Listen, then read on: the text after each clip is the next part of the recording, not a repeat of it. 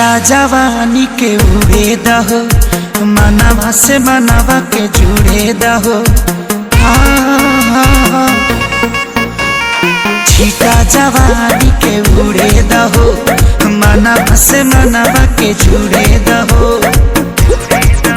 आज सुते दरिया तान के तान के तान के टूट जाए राजा जी, टूट जाए राजा जी पलंग सागवान के, टूट जाए राजा जी पलंग सागवान के।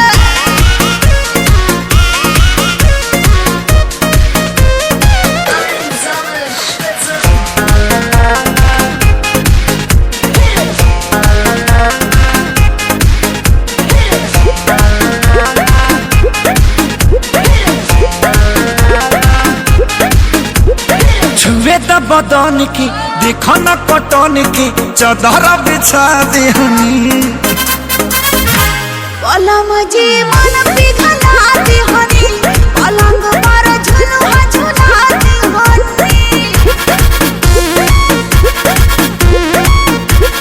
छुए द बदन के देखो न कटन के, चदर बिछा दे हनी।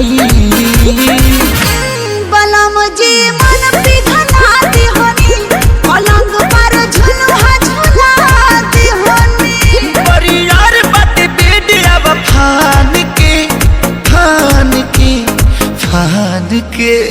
टूट जाए राजा जी, टूट जाए राजा जी पलंग सागवान के, टूट जाए राजा जी पलंग सागवान के।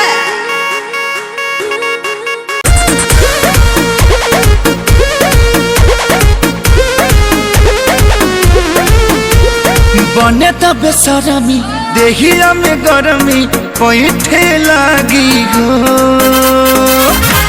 कमरिया ऐठे लागी हो, नस नस बैठे लागी हो। बने त बेसरमी देहिया में गरमी पैठे लागी हो। कमरिया ऐठे लागी हो, नस नस बैठे लागी हो। तू बहाना न बनावा सब जान के जान के जान के। टूट जाए